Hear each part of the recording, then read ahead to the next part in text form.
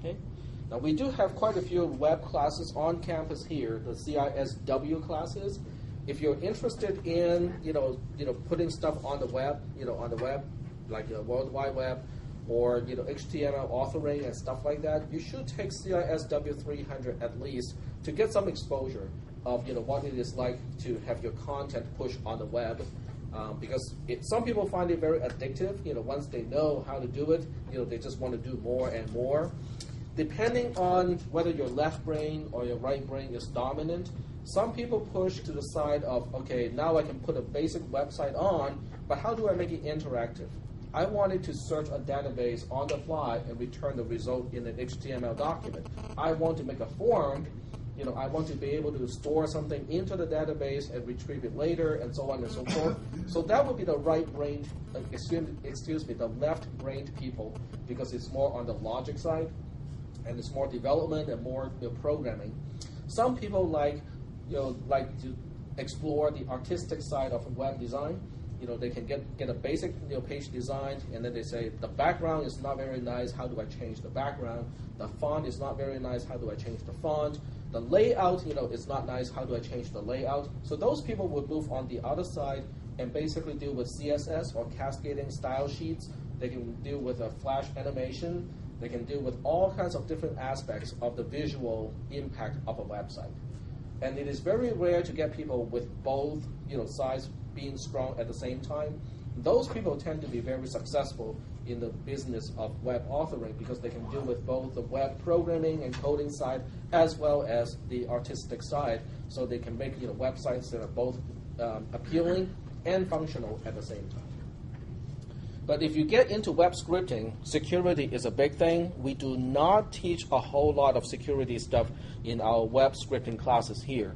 So that's a big concern if you're working with a website that contains sensitive information. You definitely want to take a few more classes from somewhere else that talks about security, particularly SQL code injection, that sort of stuff. Okay, any other questions?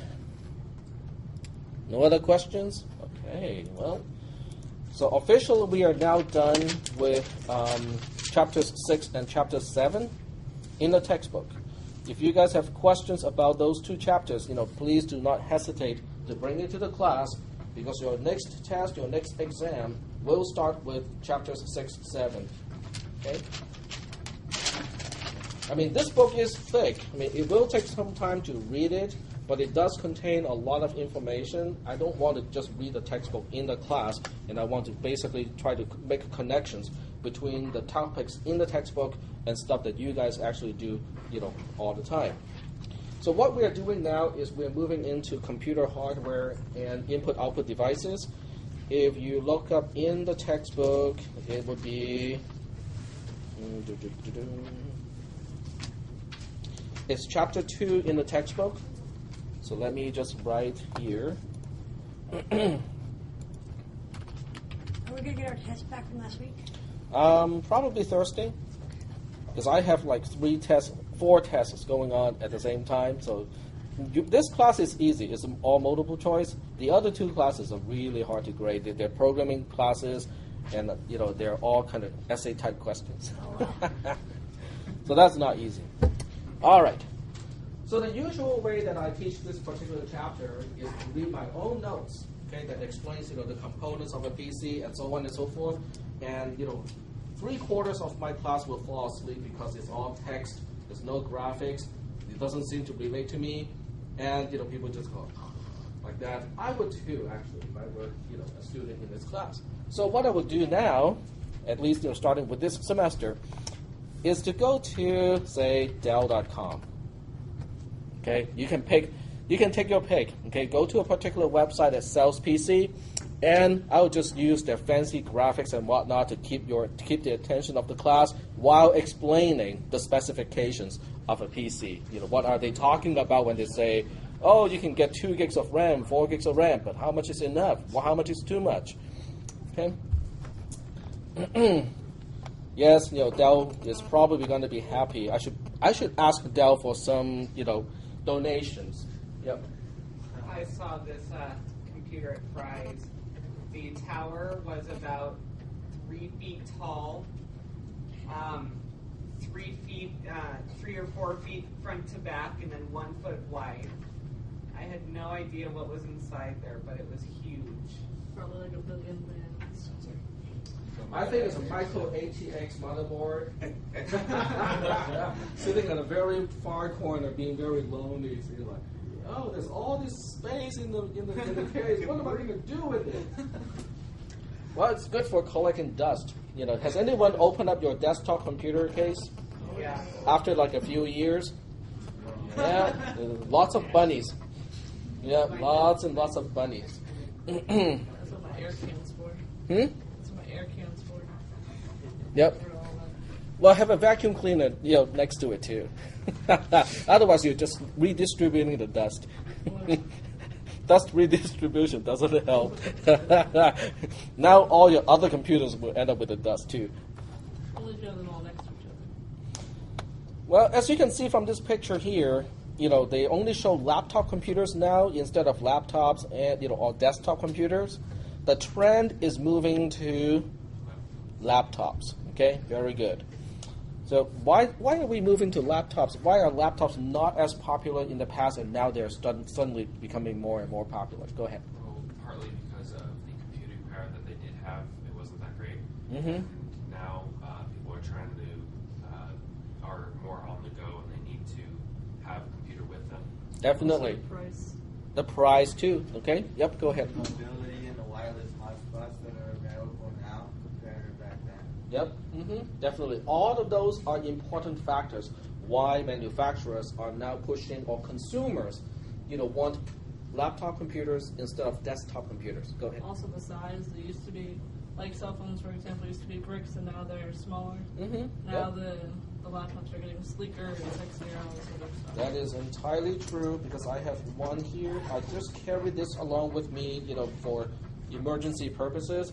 And this is a netbook computer, not particularly powerful. It has an Atom processor, and this is a single core Atom too. So it's not really powerful, but it's good enough for most of the stuff that I do. I take this to my consulting job. I actually do board layout, schematic capture, and also development work, programming work on this computer, and it works just fine. The only thing that I would not do on this computer would be gaming. Okay, it's really, really slow with any games.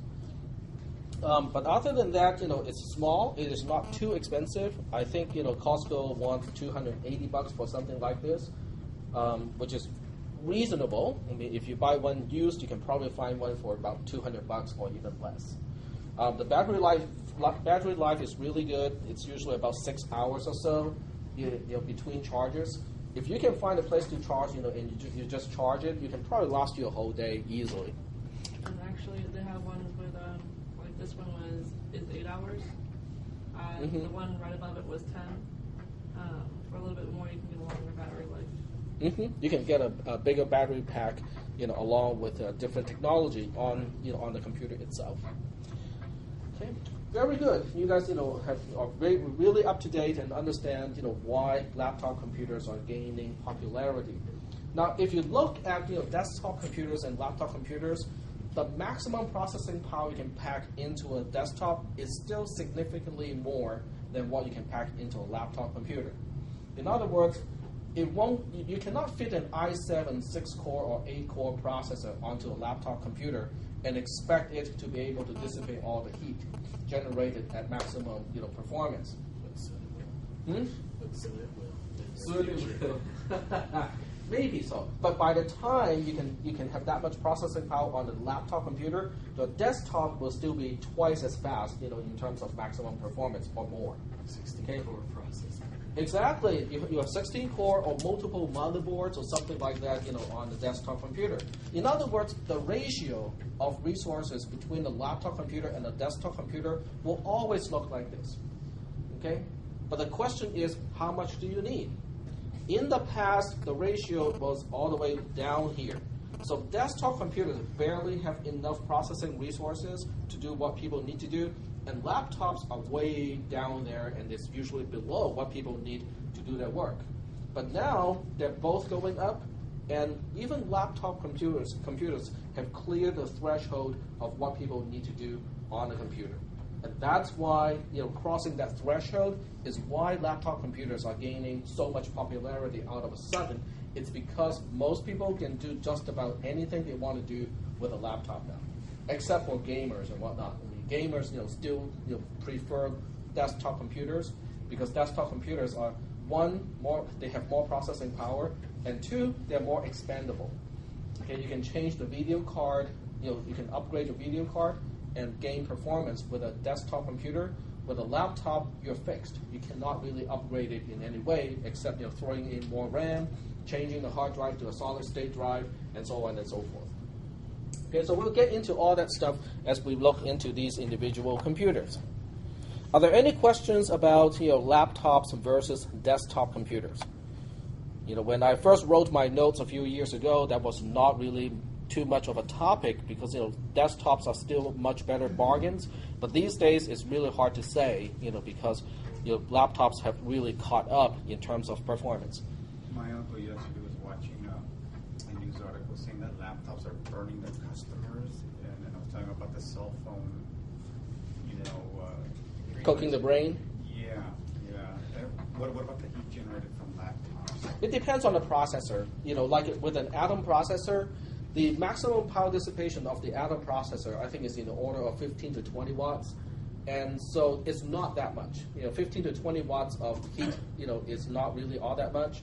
And the little fan that is on it can easily dissipate all the heat. It will feel warm. You can feel that it is, has been working for a while, but it won't get to the point where it is uncomfortable.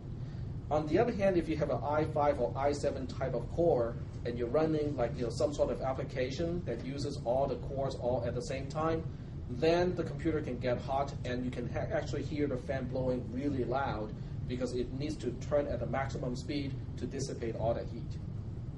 So it depends on the brand, depends on what kind of application you're running, and many factors. Yep. It also depends on if your computer is working correctly, correct? Yep. It depends on whether your computer or the operating system software is working correctly. You can also use a cooling pad. You could use a cooling pad, but that kind of takes away the portability because the cooling pad itself is really kind of not that small. Well, the one that I have, Just a little fan. It's computergeeks.com, Mm-hmm. and it's about the size of this, but it's thin, Mm-hmm. and it just goes right on the bottom, and it's just as portable. Mm. Okay. It maybe adds half a pound, if that. Okay.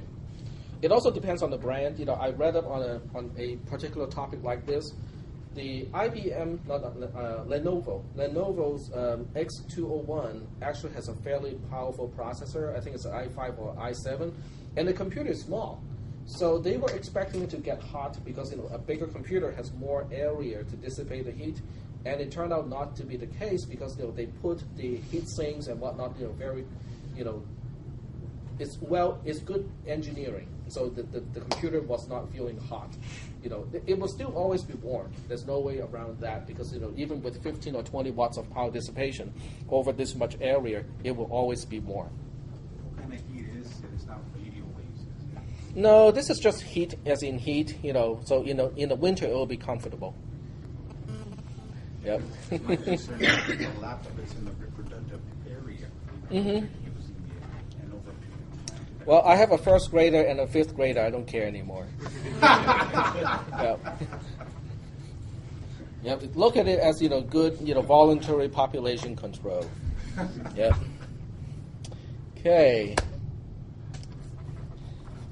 So are we ready to move on and talk about laptop computers? Okay, and desktop. So you can also see most sites will also differentiate, for home, residential type of application, or for small business and the public sector. In other words, they make different sort of computers for different type of applications. What do you think would be a common trait for large enterprises, such as Kaiser, and so on and so forth?